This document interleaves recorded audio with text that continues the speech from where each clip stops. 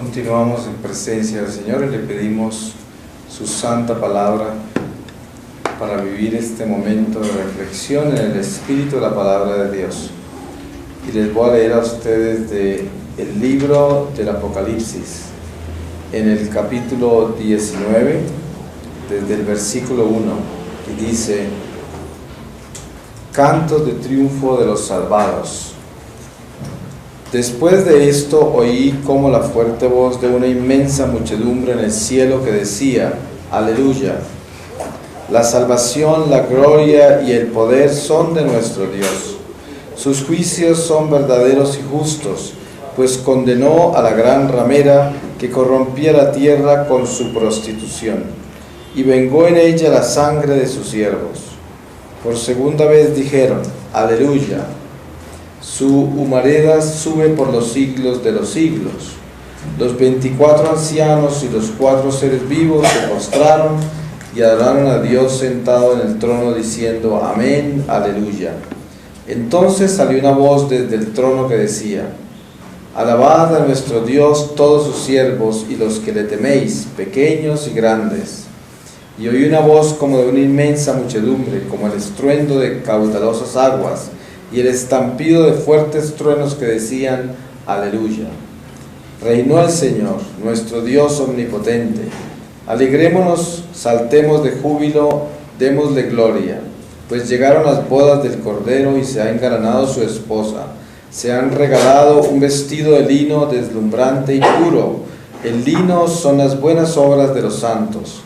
Entonces me dijo: Escribe: Bienaventurados los llamados a la cena de las bodas del Cordero. Y añadió: Estas son palabras verdaderas de Dios. Me postré a sus pies para adorarle, pero me dijo: No, no lo hagas.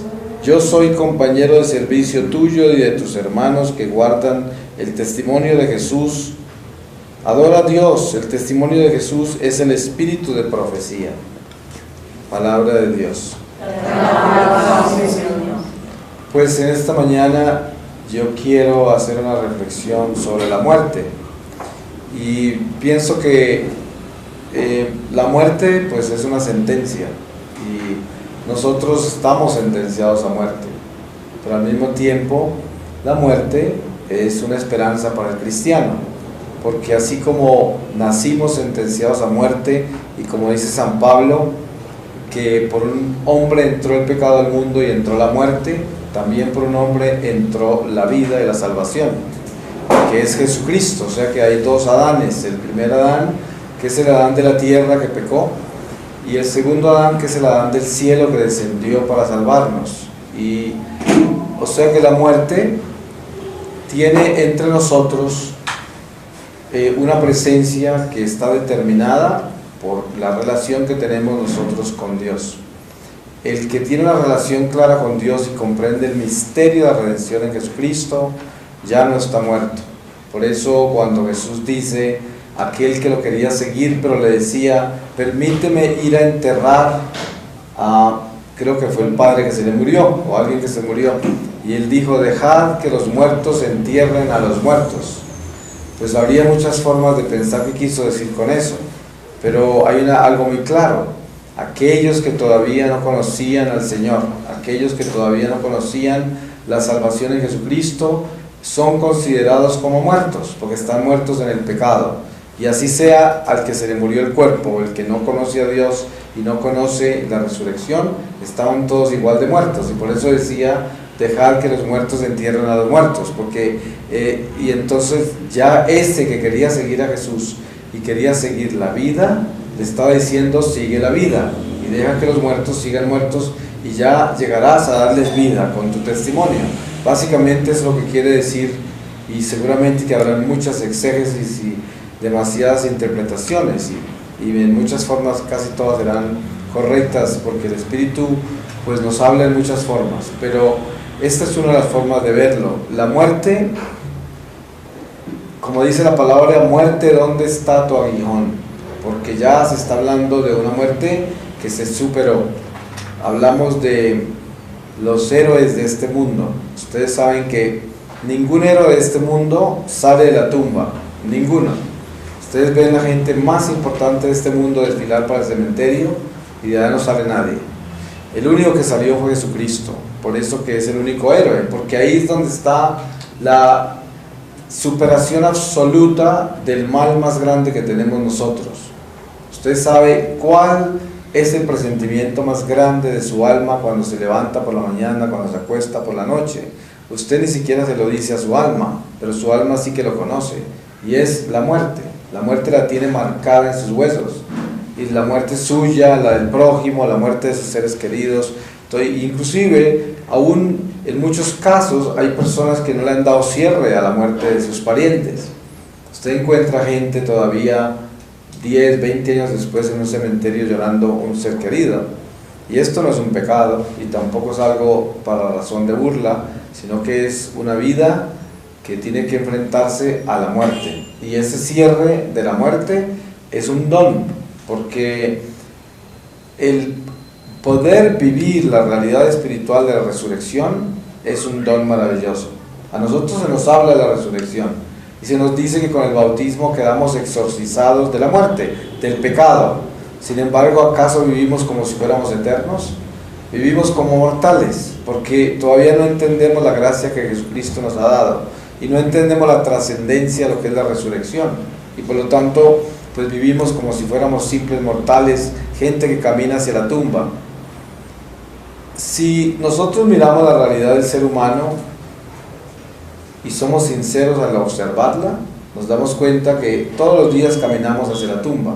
¿Hacia dónde más caminamos nosotros? Vamos a la tumba. Cada día mueren un poco más.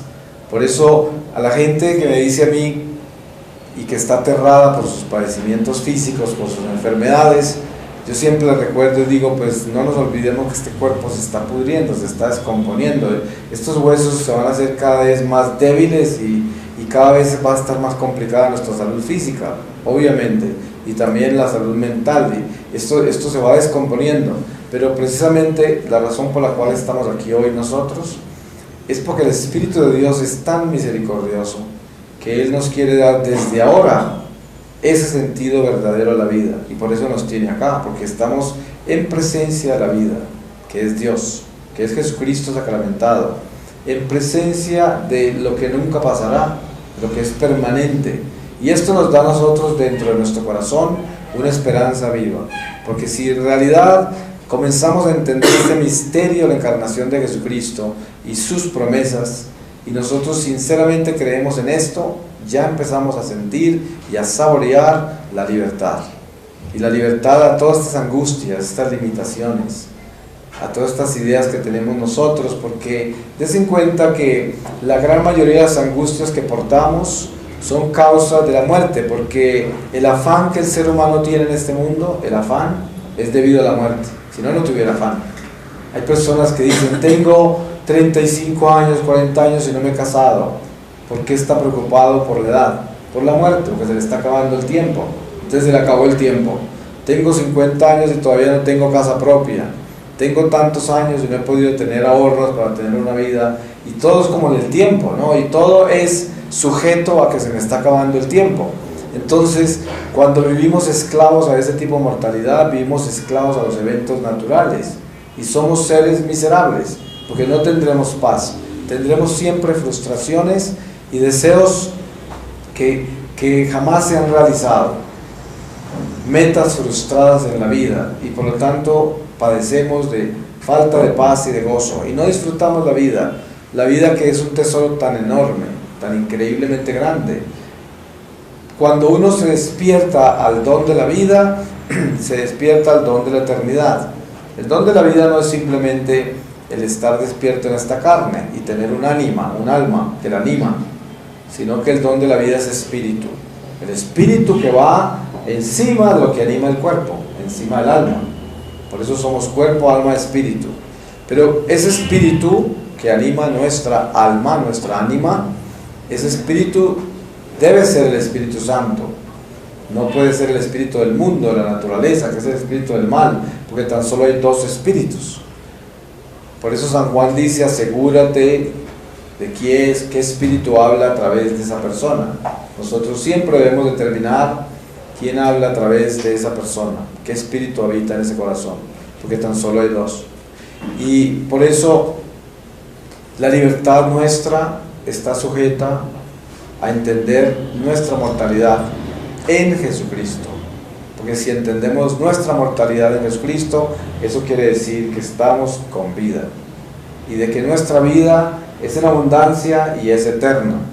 Y a pesar de que estamos llevando este cuerpo a la tumba, sabemos que estamos enterrando una semilla que va a dar fruto. Porque así como esa parábola de la semilla que se tiene que enterrar y morirse, descomponerse para que crezca una planta de acuerdo a lo que Dios escoja, entonces vemos cómo esa semilla realmente no muere, sino que esa semilla germina desde esa aparente muerte, descomposición. Pero lo que hay que hacer es enterrarla y se tiene que descomponer para que crezca esa planta, para que florezca. Y no es nada diferente lo nuestro, nuestra vida. Este cuerpo es una semilla. Si este cuerpo lo llevamos con Dios, simplemente se está preparando para enterrarse en la tierra y de ahí salir un cuerpo glorioso, un cuerpo maravilloso, que es nuestra alma que fundida en el Espíritu de Dios se eleva a las alturas de Dios y germina en el jardín de Dios para siempre. Y ahí no se marchita nada. Por eso es que todas estas teologías que son tan profundas y todas estas enseñanzas de la iglesia que son la verdad revelada por Jesucristo, muy pocas veces se hacen vida en nuestros huesos. Lo conocemos desde el intelecto, desde la razón, y añoramos vivirlo, pero es un desperdicio total en la mayoría de la humanidad.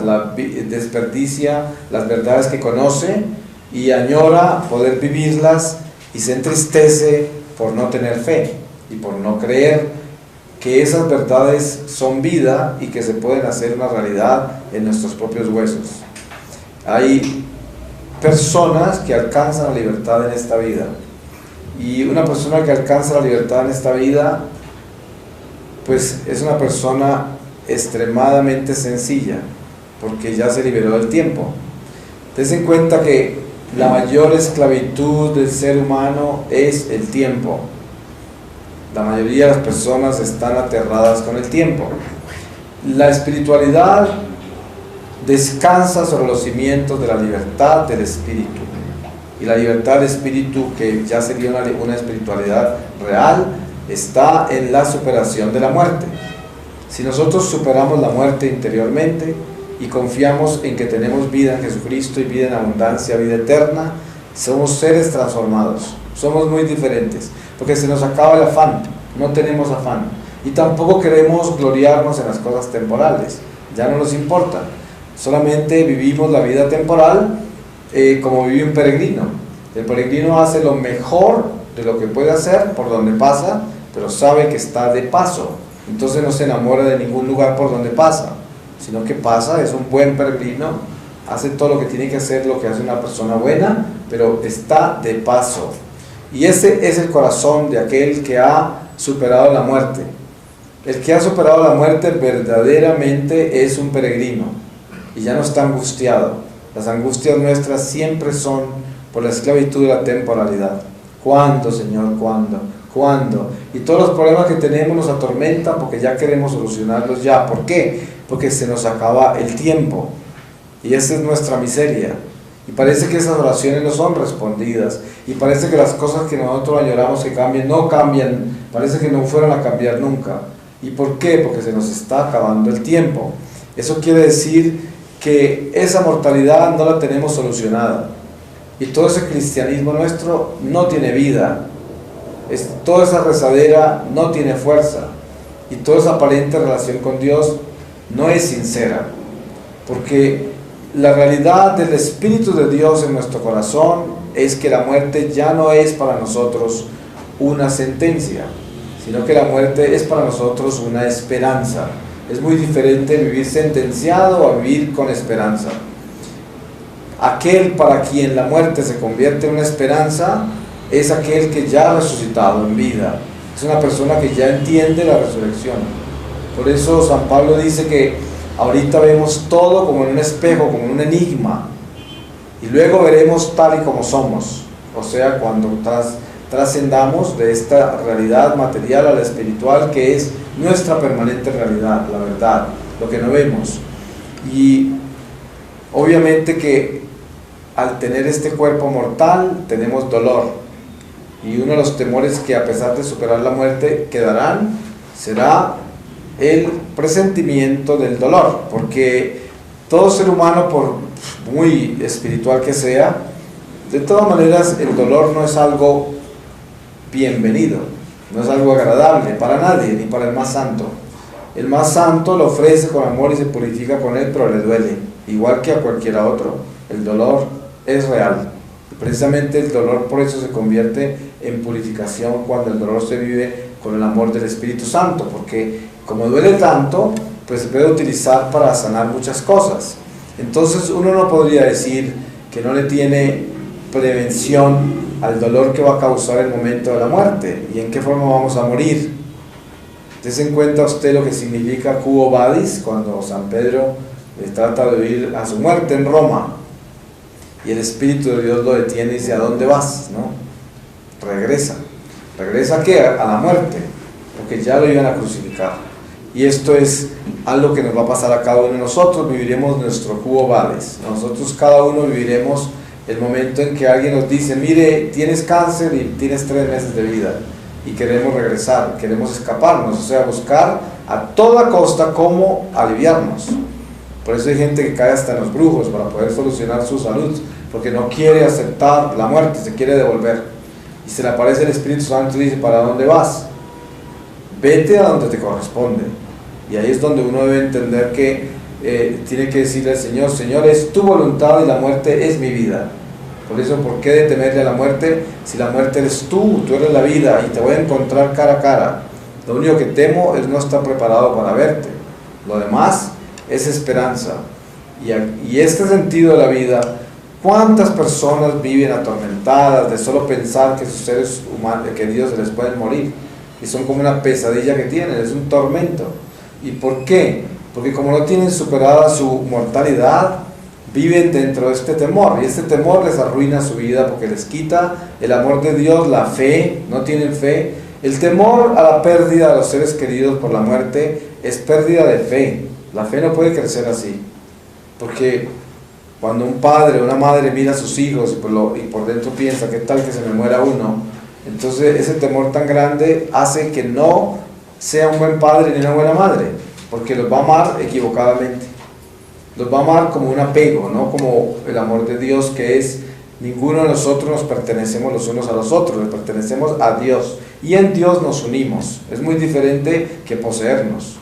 Por eso el mejor matrimonio es aquellos que se aman en Dios. Por eso una persona que no se ha casado a través del Espíritu Santo por un sacramento se considera que es una persona que no está casada ante Dios. ¿Por qué? Porque no está unida por el amor de Dios, y por lo tanto tienes un apego a la carne. Está unido a la carne y tiene un amor humano, y el amor humano es lo único que los mantiene juntos.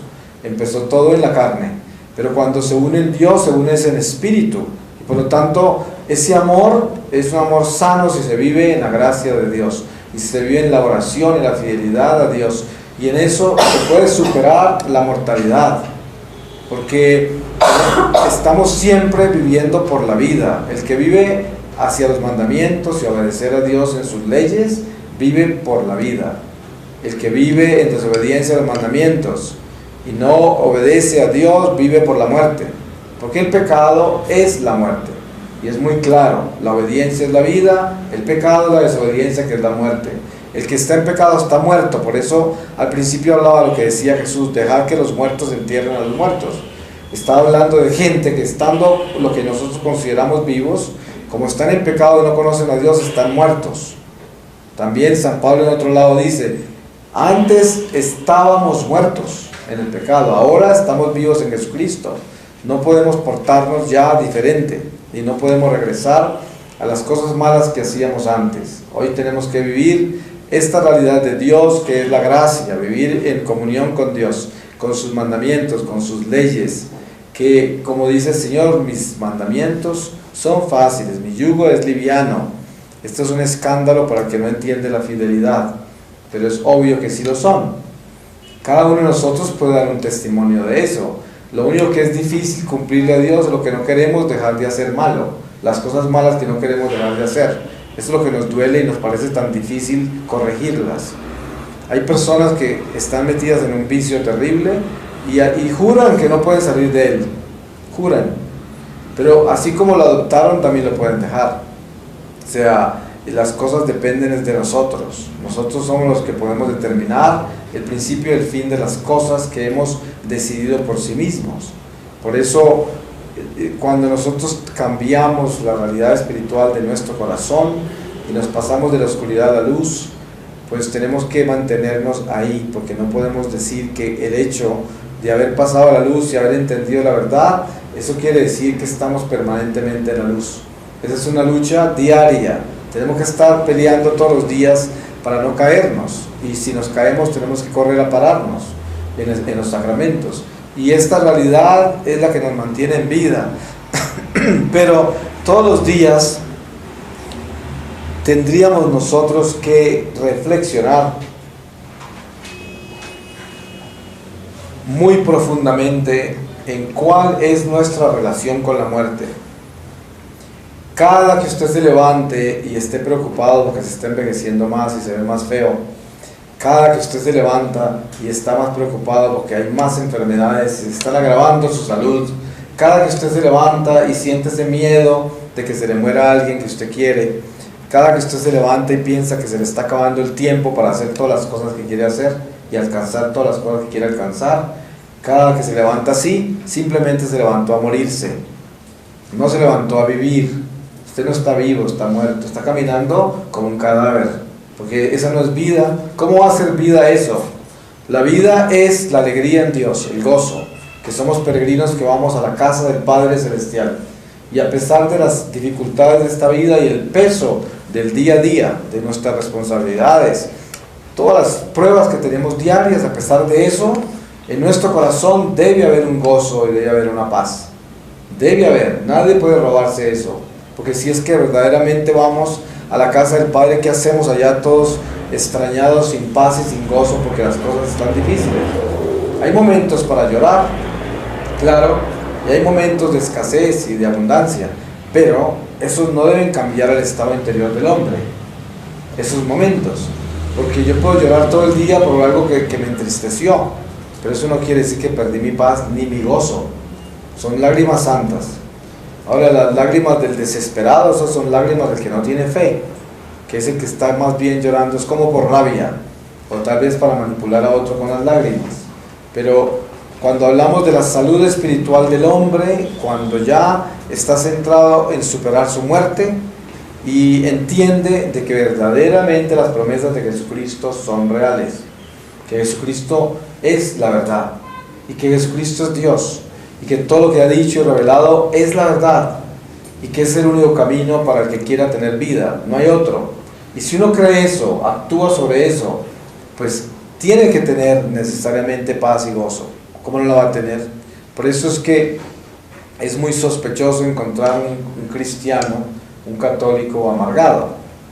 Está bien que uno por un momento esté triste porque le pasó algo, o esté con dudas, hay momentos de duda, pero uno no puede quedarse ahí. Como dice el apóstol, no permitas que la caída del sol te sorprenda con la ira, que la ira te sorprenda con la caída del sol, queriendo decir, no dejes que pase el día y tú te quedes en pecado, y te quedes amargado, lleno de dudas, desesperado, resentido, quién sabe cuántas cosas pueden pasar en el día con las cuales uno no se puede acostar, no se puede acostar así, porque si se acuesta así, pues ya entró a un territorio de oscuridad, y ese territorio de oscuridad, donde se sigue acostando así, se vuelve cada vez más oscuro, y es más difícil salir de ahí. Hay gente que aparece deprimida por años.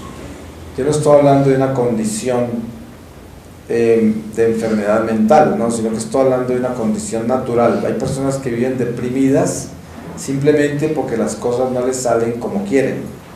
Entonces esas frustraciones se convierten en depresiones, y las depresiones en angustias, y las angustias terminan en desesperación o indiferencia, y esa desesperación o indiferencia es el endurecimiento del corazón y el oscurecimiento del alma. Por eso hay una separación de Dios, simplemente porque el hombre se dejó llevar de ese estado. Entonces no hay quien nos alegre. Como dice la palabra, les tocaron flauta y no bailaron. Les cantaron, nadie se alegró. ¿Por qué razón? Porque ya nadie los sacude de esa muerte en que andan. De ahí no pueden salir. Son gente amargada, triste, deprimida, acabada, porque no quieren salir de ahí. Les tocan la flauta y no bailan, no, nada los saca de ahí. Y el Espíritu de Dios siempre está presente para animarnos, para restablecernos, para renovarnos, para resucitarnos, para sacarnos de todos estos letargos que nos trae la vida diaria. Por eso, la meta más importante de nuestra vida es verdaderamente creer en Jesucristo. Esa debía ser nuestra verdadera meta. Porque el hecho de ser religiosos y de tener la fe y estar bautizados y quién sabe cuántas cosas de la vida nuestra, eso no quiere decir que conocemos a Jesucristo y que tenemos fe. Para nada. Des en cuenta todas las cosas que yo estoy hablando, y nosotros todos somos católicos acá, somos de Cristo. Pero de lo que estoy hablando yo, si nosotros somos sinceros, nos damos cuenta cuánto nos falta. Nos falta mucho por superar la muerte y por creer que estamos vivos, y que nos falta mucho por creer en las promesas de Jesucristo y no estar limitados con todas estas angustias de la vida temporal. Nos falta mucho para dejar el afán, mucho nos falta, porque es muy sencillo. Si yo soy sincero, yo puedo descubrir en este momento que mi vida en este momento puede terminar, en este momento. Entonces póngase a pensar, todo lo que usted tiene en su corazón en esta mañana, ¿cuántas preocupaciones tiene? Tiene frustraciones, tiene angustias, tiene dudas, tiene resentimientos, tiene vacíos afectivos, tiene incertidumbre. Todos tenemos algo de eso, es imposible negarlo, ¿no? Nuestra naturaleza está hecha de una historia. Cada uno de nosotros tenemos una historia. Quién sabe cuántos años tendremos de vida cada uno de nosotros en este momento, pero cualquiera que sea nuestra edad, está marcada por los años y está marcada por acontecimientos, no solamente externos, sino también internos, porque la vida nos va marcando indeleblemente adentro de nosotros, y esto no se puede negar y no se puede evitar. Precisamente la sanación interior es un don del Espíritu Santo, y la sanación interior, nosotros escuchamos que hay misas de sanación interior, misas de sanación intergeneracional, misas de esto, hay oraciones para esto, oraciones para aquello, y religiosamente se explota mucho eso. Obviamente que todas esas cosas son buenas, pero lo que no es bueno es depender de eso, porque realmente lo único que cambia el corazón del hombre es la fe verdadera, la verdadera fe. ¿Usted qué se gana con buscar la magia, las oraciones o las misas y estar detrás de todos esos acontecimientos extraordinarios de la ejecución de todos esos estados de la religión? Eso, hay masas de gente detrás de eso, y usted se da cuenta, la mayoría de la gente que anda detrás de todos los acontecimientos religiosos son los que menos fe tienen. Usted los ve y no cambian. Años, yo conozco gente que son como unas romerías permanentes, y cada que me la encuentro me están anunciando 50 misas de esto, encontraron a no sé quién que sabe una oración poderosa para aquello, y esto y de todo el día detrás de eso. Pero yo digo, pasan los años y los veo igual, tienen las mismas preocupaciones, no han superado los miedos que tienen, no tienen más caridad, no tienen más compasión, son igual de chismosos, no hay ningún cambio. Yo digo, toda esa religión es basura, porque al final, ¿eso qué les está produciendo? Nada. Entonces nosotros tenemos que entender de que la iglesia es santa y es perfecta.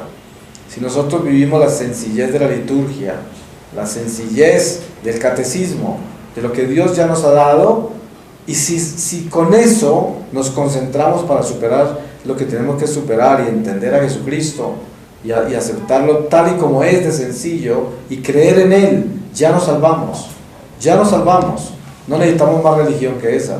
Esa es la religión nuestra, creer en Jesucristo. Esa es nuestra religión, creer en Jesucristo, que Él es Dios, que es nuestro Señor, que ya nos salvó, que ya superó la muerte, que no tenemos que temer si somos de Él y le obedecemos a Él. No tenemos que tener miedo, que no tenemos que tener afanes en este mundo, porque el Señor ya nos ha prometido que Él nos llevará donde Él está. Y lo único que tenemos que hacer es serle fieles, nada más. Usted no tiene que aprenderse 50.000 oraciones nuevas, no tiene que ir a que le hagan 50.000 misas de la derecha, de la izquierda, de arriba para abajo, porque eso no va a cambiar nada en su vida. Lo que va a cambiar en su vida es su corazón. Si usted no cambia su corazón, ¿de qué le sirve toda esta religión?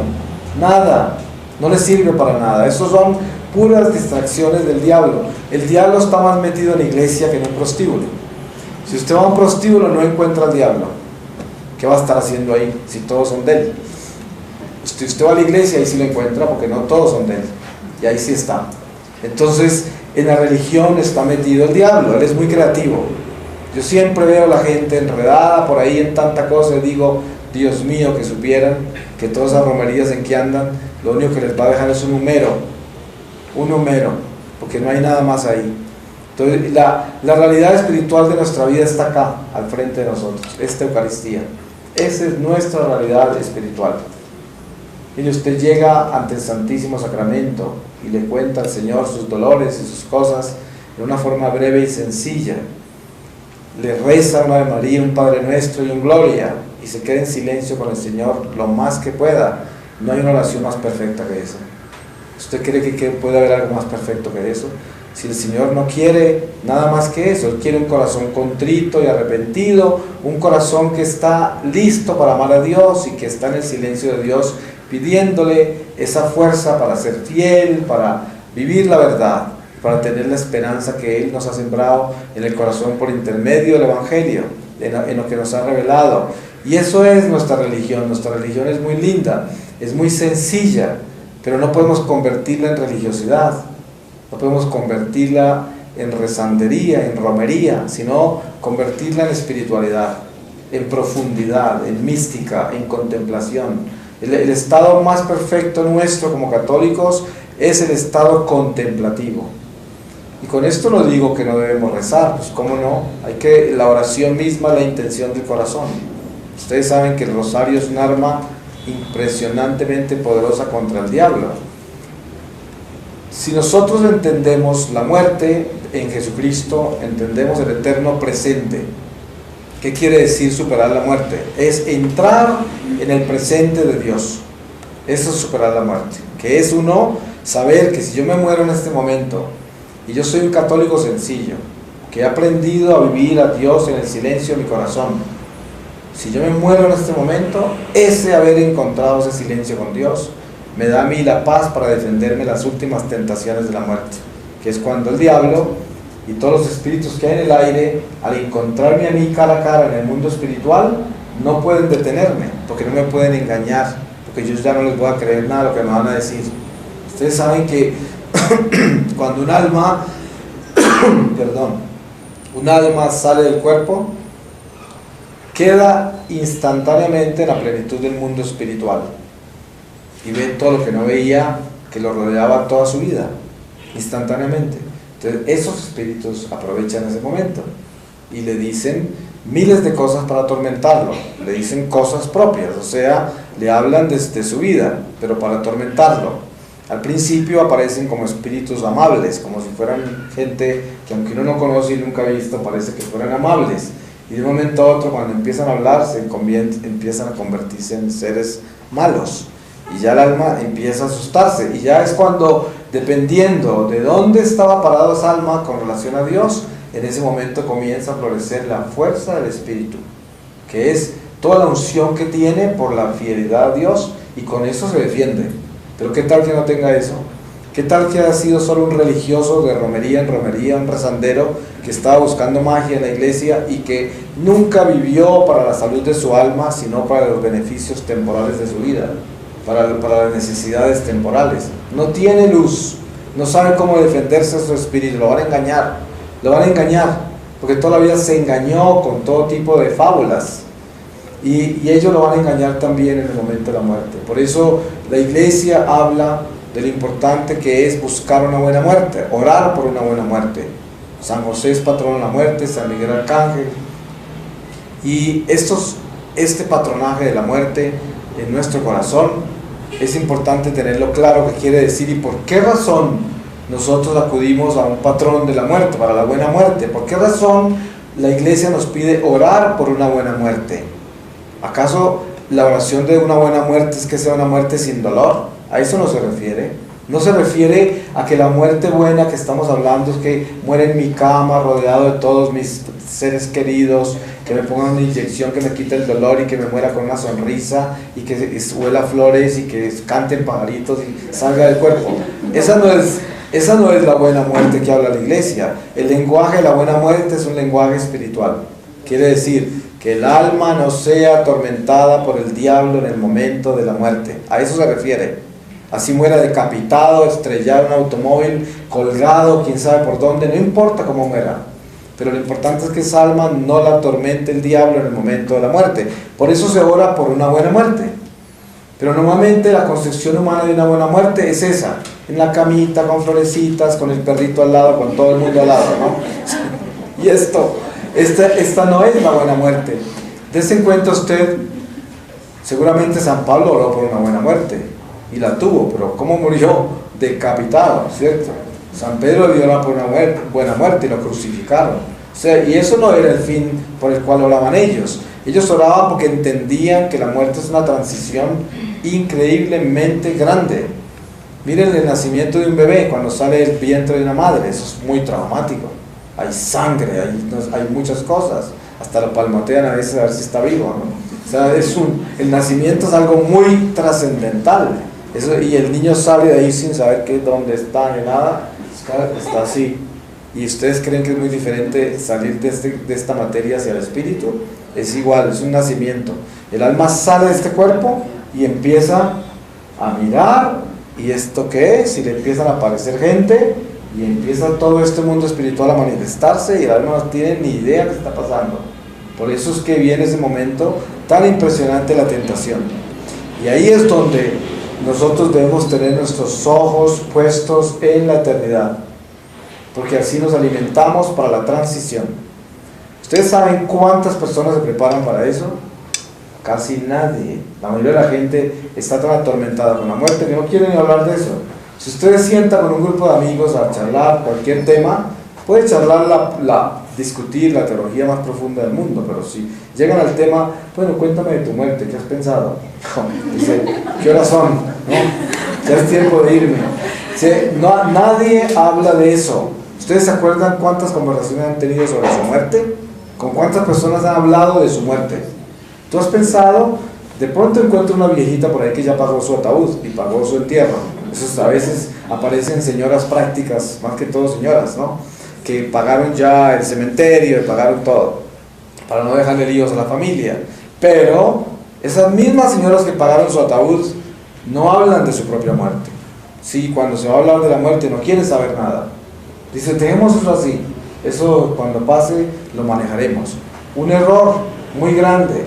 Miren, santos inmensos de la iglesia mantenían una calavera en su escritorio para acordarse de la muerte todos los días, como San Buenaventura y muchos otros.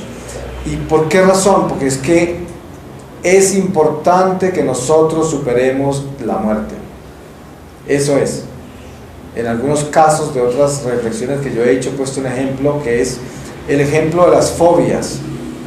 Miren que uno va al psiquiatra con una fobia, digamos, tiene miedo a las alturas o a los espacios encerrados, como claustrofobia y otras tantas cosas, fobia a los animales, a las arañas, bueno, y va donde el psiquiatra, y hay terapias que le pueden quitar esa fobia, y se la quitan, con terapias, tratamiento, y bueno, 2 años más vuelve con una fobia nueva. ¿Por qué razón? Porque es que el origen, la fuente, la madre de todas las fobias es el miedo a la muerte. Ese produce todos los miedos. El miedo a la muerte es la fuente de todos los miedos. Por eso ningún psiquiatra le puede ayudar a uno al final de cuentas, porque lo único que le pueden hacer es terapias para algunas manifestaciones temporales de los miedos que uno tiene. Yo estoy hablando de la psiquiatría ya en casos extremos, no hay gente que tiene necesidad de ayuda y se le ayuda, pero normalmente todos nosotros no es que necesitamos llegar hasta el psiquiatra porque a lo mejor no estamos enfermos, nuestra mente no está necesariamente en ese estado. Pero sí tenemos que darnos cuenta de esto. Si nosotros no tenemos superado el miedo a la muerte, vamos a tener muchas fobias. Es decir, vamos a tener muchos presentimientos malos, vamos a tener una cantidad de inseguridades y de angustias interiores que manejan nuestro día a día, lo manejan. Están ahí todo el tiempo. Y uno, sin darse cuenta, la vida de uno es una vida amargada, porque no tiene paz, porque tiene una cantidad de abismos increíbles y no camina en paz, hasta el punto que uno añora esos días cuando uno no tenía ese tipo de angustias y ve a una gente como tan contenta y dice, ¿cómo harán? Yo no tengo ese gozo, no tengo eso, ¿dónde lo venden? ¿No? Es una realidad, es la muerte en nosotros, una angustia existencial. El único que ha superado la muerte se llama Jesucristo. Es el único, la única prueba que tenemos. No tenemos ninguna otra prueba.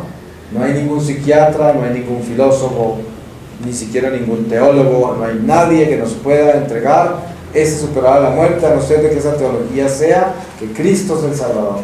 Es lo único. Por eso es que en las enseñanzas de nuestra iglesia la Virgen María ocupa un lugar tan importante.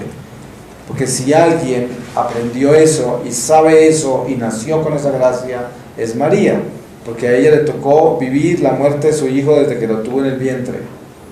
La prueba está que el profeta Simeón ya apenas se están purificando en el templo, ya le están anunciando la espada que le va a atravesar el corazón y ella sabe exactamente de lo que le toca vivir, es llevando la muerte en sus brazos y caminando con la muerte misma, que era su propio hijo, que sabía que era un cordero de sacrificio. Y eso lo vivió ella, pero sabía que era vida para todos, vida para todos. Y estas enseñanzas de la Virgen María son para nosotros demasiado importantes, porque el maestro tiene que estar realizado para ser maestro, de lo contrario, ¿cómo vamos a aprender de él? ¿No? Pero se dice que el alumno tiene que superar al maestro. Ese es el conjunto de la pedagogía divina. La pedagogía es que yo tengo que convertirme en otro Cristo. Por lo tanto, tengo que superar todas mis lecciones y mis profesores. ¿Cómo lo supero? Eliseo le aprendió a Elías, pero Eliseo se volvió tan profeta como Elías y utilizó el manto y el bastón de Elías. Sin embargo, ese manto, ese bastón no eran de Elías, sino que Dios se lo había dado. Y esto lo entendemos con Moisés y con Josué. Y siempre hay esa unión entre el maestro y el discípulo. Y luego ese discípulo se convierte como en el maestro. Y eso sucede con los apóstoles, que cada uno se convierten en un Cristo. Se volvieron como su maestro. Por eso él les decía, harán lo que yo hago y harán hasta cosas más grandes de las que yo hago. Eso no quería decir que iban a ser más grandes que Dios, pero sí iban a ser más grandes que lo que él estaba haciendo. Sí, porque les estaba mostrando que era el Espíritu de Dios el que actuaba en ellos, y por lo tanto no había límite de lo que se podría hacer si tenían fe y si eran obedientes. Entonces hoy el Espíritu nos llama a nosotros a superar nuestra muerte y a no tenerle miedo. Lo único que tenemos que temer es el pecado. Ustedes saben que uno de los dones más importantes que nosotros debemos despertar del Espíritu Santo es el temor de Dios. Si el temor de Dios es muy importante tenerlo despierto. Si usted no tiene temor de Dios, peca sin problema, porque ¿a quién le teme? Por esa razón, ¿cómo puede confiar uno en una persona que no tiene temor de Dios? Ustedes se pueden imaginar, a veces hay gente que me consulta, una niña hace poquito en Croacia de 20 años, vino con su novio en la Universidad de Zagreb, donde estaban dando una charla, y me dice, este es mi novio, y yo estoy pensando en casarme con él, pero es que mi novio no cree en Dios. Entonces yo le pregunté, ¿en quién cree usted que cree él, si no cree en Dios? Entonces digo, pues me imagino que en él mismo, porque ¿quién más va a creer? Si no cree en Dios, ¿en quién cree? Tiene que creer en algo, pues cree en sí mismo, no más, porque no tiene otra salida. O creo en Dios o creo en mí. Y eso es el pecado original, seréis como Dios. El que no tiene a Dios se tiene a sí mismo. Y lo que yo le dije a esta niña fue, tenga la seguridad que nunca en la vida podrá confiar en una persona que no crea sino en sí misma, porque entonces todo lo va a acomodar a sí misma, inclusive a usted misma como esposa, lo va a acomodar a él, que no cree sino en él. Entonces, una persona que no tiene a Dios en su vida, que no le tiene temor de Dios, no tiene temor de Dios en su corazón, es una persona que no se puede confiar en ella. ¿Cómo? ¿Cómo puede confiar en ella? Es imposible, no se puede. Ahora, esto no quiere decir que uno le va a faltar la caridad a personas que no creen en Dios y que no le obedecen. Al contrario, por eso vino Jesús. Jesús vino por los enfermos. ¿Y cuántas veces nosotros hemos fallado en nuestra fe? Porque no hemos creído. Y hemos creído que nosotros tenemos control de nuestra vida y hemos fallado. Porque en realidad sabemos al final, cuando erramos, de que no estábamos en control de nada, que solo Dios está en control de las cosas. Pero eso también nos pasa a nosotros. Pero hay personas que se declaran abiertamente de que no creen en Dios. Y hay personas que viven en pecado mortal permanentemente y no quieren cambiar. Entonces, esto tenemos que tenerlo claro con respecto a que ¿en quién voy a confiar yo? Obviamente que la palabra dice, maldito el que confía en un ser humano. Con eso no maldice a los seres humanos, sino que nos enseña de que la confianza no puede estar sino en Dios. Si yo tengo una amistad, esa amistad no puede ser para mí la realización total de la fidelidad. Tengo que entender que esa amistad me puede fallar en muchas cosas, que me va a decepcionar en muchas formas, y que para yo poder amar a esa persona, tengo que amarla a través de Dios, que es amarla en el Espíritu, que es el único que puede perdonar los defectos del otro, porque me va a decepcionar. Eso es el matrimonio, esas son las amistades a cualquier nivel.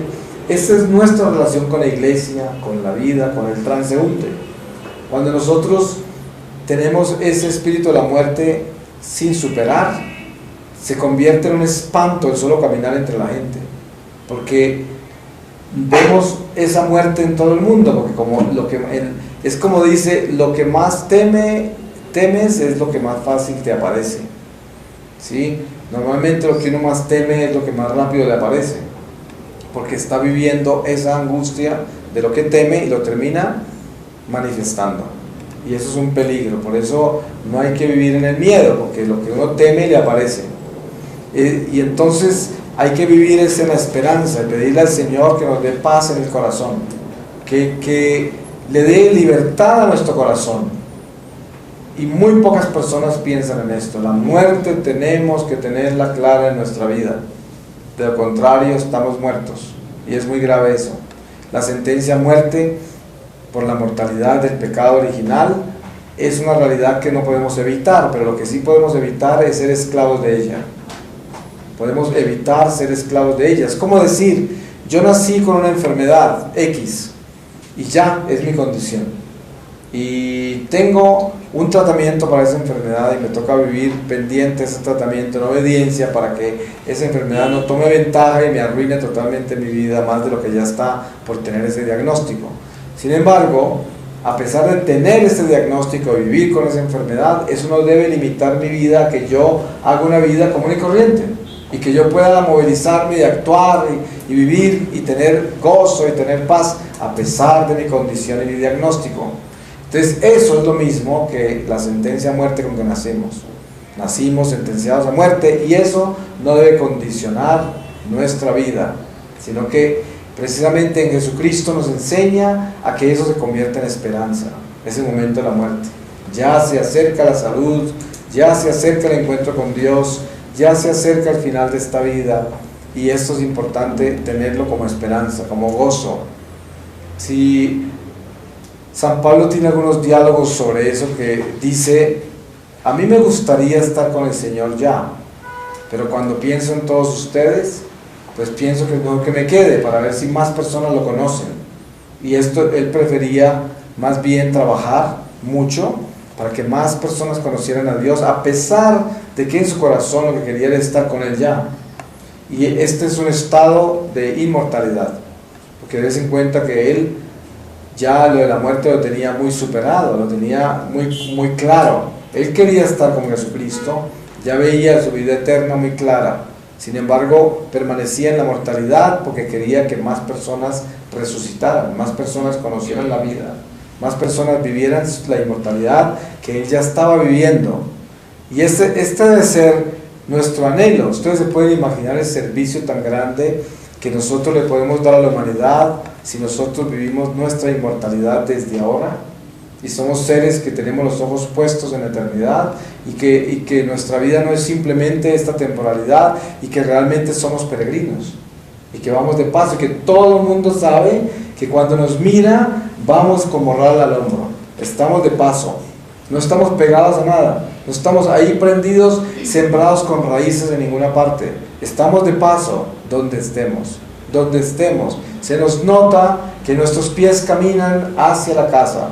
Y por eso las personas que están arraigadas en este mundo y que tienen muchas raíces acá, no se les ve caminar hacia Dios. Y por eso están llenas de caprichos, de frustraciones, de miedos, llenos de ambiciones, en una avaricia incontrolable, porque están sembradas en las raíces. Y ahí quieren construir, desesperadamente. Esa es una muerte, esa es una persona muerta. El que está vivo está caminando. La persona que tiene la muerte todavía como una placa de sentencia en sus espaldas es una persona que está muy arraigada, llena de tradiciones, llena de costumbres, llena de cosas terrenales. Y no, es que nosotros hacemos todo esto así. Es que acá, en esta casa, así se hacen las cosas. Es que aquí comemos a las 5, es que aquí tal cosa. Y todo eso es como una cosa tan determinante en sus vidas que así están manejados y manipulados por la tierra, tienen raíces en la tierra, convertidos en seres que son pura rutina, nada más. Y hay de que el que les cambie la rutina. Y no pueden cambiar nada porque son como árboles sembrados en la tierra. Pero el que está con la libertad del espíritu, nadie lo puede esclavizar absolutamente a nada. Se tiene la libertad de hacer las cosas. Con esto no estoy juzgando las costumbres de la gente. Hay personas que en tradiciones familiares hacen determinadas cosas toda la vida. Eso no necesariamente determina que tengan falta de espiritualidad o que no sean personas libres, porque uno puede vivir dentro del conjunto de toda esta realidad humana y ser libre espiritualmente. Fíjese que los santos, muchos se han santificado en clausura y vivían una rutina impresionante, que no podían salir de ella. Vivían las mismas cosas, la misma hora durante todo el tiempo que vivieron, y ahí se santificaron. Entonces yo no hablo que eso sea malo, sino que hablo de que las personas que dependen de la raíz donde se han sembrado para poder hacer de eso una vida, nunca saldrán de acá, porque se sembraron acá. Que fíjense que esos monjes o monjas que viven en la rutina monástica no son esclavos de la rutina monástica, sino que cuando se purifican, se santifican es porque superan la rutina, que la rutina se convirtió en algo natural y es obediencia, y por obediencia lo hicieron. No porque ellos considerarían que su corazón estaba lleno de entusiasmo de tener esa rutina. Muchos de repente hasta la odiaban la rutina, pero por la obediencia se purificaron en ella. ¿Cuántas veces uno tiene amigos y personas en la familia, o le pasa a esposas con esposos, o a hijos con los padres, o padres con hijos, de que tienen que sujetarse a actividades y situaciones que uno personalmente no escogería, que uno no haría? Pero le toca hacerlas porque está ahí con el esposo, o la esposa, o los hijos, o un amigo, o alguien, una comunidad como esta, cosas que uno personalmente no escogería, no las haría, pero uno las hace en comunidad o en amistad o en familia, porque eso es parte del beneficio, la obediencia a que todo fluya en la armonía del amor, y se hace, es un sacrificio. Pues qué lindo que es actuar en ese dolor que cuesta amar. El amor duele, el verdadero amor duele mucho, la verdadera caridad duele mucho, perdonar duele, tener compasión duele, todo eso duele, las virtudes son dolorosas todas. No es así de sencillo ser virtuoso, no, duele, porque es que cuando uno habla de amar, el amor nace donde es imposible hacerlo, o sea, para que se convierta en amor, tiene que venir de un lugar donde no se podía amar, sino como nació el amor. El amor tiene que nacer de algo donde no había. de ahí tiene, si no, no se vuelve amor. ¿De dónde nace el perdón? Donde hubo una ofensa. Si no hubo ofensa, ¿de dónde sale el perdón? El perdón tiene que nacer porque hubo algo que hay que perdonar. Entonces, ¿de dónde sale el amor? El amor sale de donde no hay amor. Y tiene que doler. ¿Cómo no va a doler si le está poniendo algo donde no existe? Es como, entonces uno lleva algo a depositar ese amor en algo donde no hay amor. ¿Cómo no va a doler si no parece que funcionara? Pues claro, precisamente una amistad que tiene problemas, un matrimonio con problemas, una relación con la vida, que las cosas no me funcionan, todo eso exige amor y ese amor duele. Entonces imagina lo que es uno tener una vida en que nada le funciona, todo le está yendo mal y sin embargo el corazón dice, ama eso, no te preocupes, acéptalo. Eso duele porque la realidad me dice, no, ¿cómo vas a aceptar eso? No me funciona, me está saliendo todo mal, ¿cómo voy a reír? ¿No? ¿De dónde voy a sacar yo alegría? ¿Cómo voy a sentir bien? No puedo. Pues es que el amor me impulsa a que sí puedo aceptarlo y ahí comienza el amor. Y des en cuenta que a lo mejor ese hacer eso es lo que transforma todo. Porque cuando yo estoy rechazando todo y atormentado por todo y no acepto nada, o sea, no tengo amor, no le pongo amor a nada y por lo tanto nada cambia, no se soluciona nada. Y ando como un ente por ahí todo deprimido, con una sonrisa que parece de plástico ya, porque ya no la siento en el corazón, la tengo para mostrar como que estoy vivo cuando estoy muerto, porque estoy desesperado. Y esto es la muestra del espíritu de la muerte en nosotros. Por eso el espíritu de la vida es la esperanza.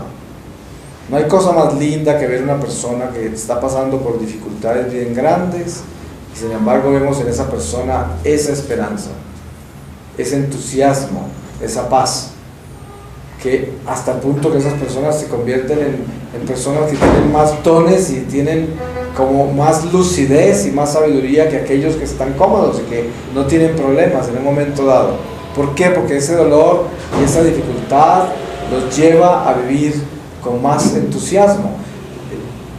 Los países donde más índices de suicidio hay, por ejemplo, que son, ahorita ya es muy común en la tierra, el índice de suicidio ha aumentado en muchos países, pero normalmente cuando yo estudiaba en Alemania en los años 70, los países de más alto índice de suicidio eran los países escandinavos, Suecia, Noruega, Finlandia, Dinamarca, todo eso.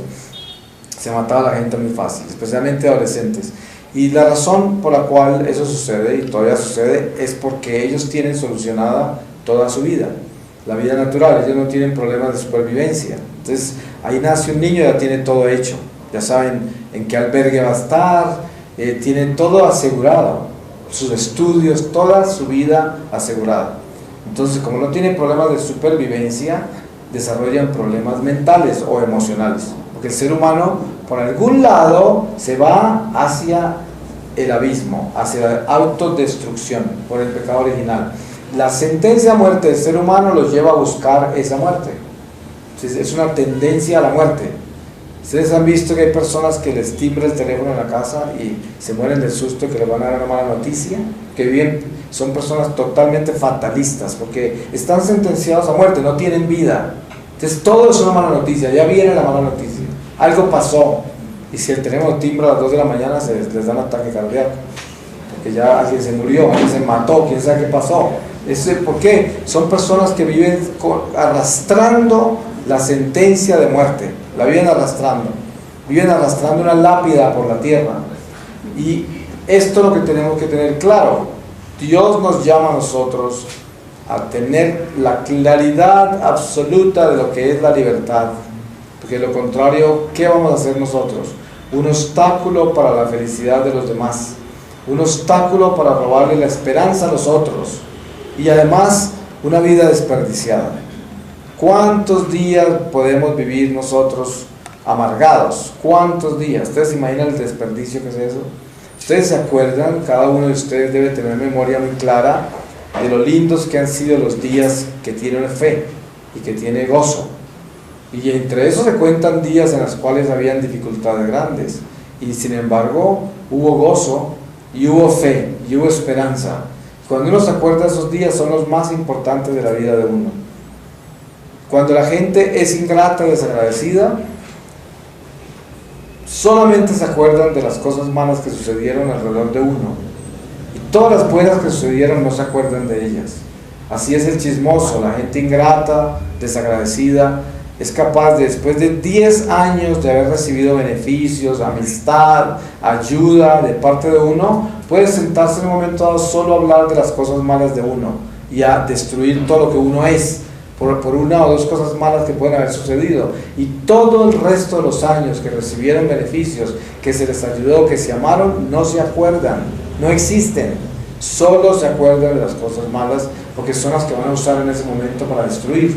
¿Y por qué? Porque están sentenciados a muerte. Tienen una lápida pegada a la espalda y con esa caminan, como unos muertos ya en vida. Y esto es para nosotros una espiritualidad que debemos engrandecer, el perderle el miedo a la muerte y caminar como hijos de la luz, inmortales, con esperanza, sabiendo que no caminamos necesariamente a una tumba de la que no vamos a salir, sino que por el contrario caminamos a enterrar una semilla en la tierra que va a florecer en cuerpo glorioso. Entonces imaginen lo que es eso. Si uno piensa eso por un momento, se llena de alegría. Si yo llevo este cuerpo por medio de estas tribulaciones de la vida temporal y sé que la voy a enterrar para que florezca y que va a ser un cuerpo glorioso, camino con esperanza, camino como un hijo de Dios, hijos de la luz. Eso es el caminar nuestro, así tenemos que caminar, superando la muerte, es muy importante. Voy a pedirle al Señor su palabra para que sellemos esta reflexión sobre la muerte. Y les voy a leer a ustedes de la segunda carta de San Pablo a los Corintios, en el capítulo 5, desde el versículo 11, y dice: el ministerio de la reconciliación. Por tanto, conscientes del temor del Señor, intentamos persuadir a los hombres.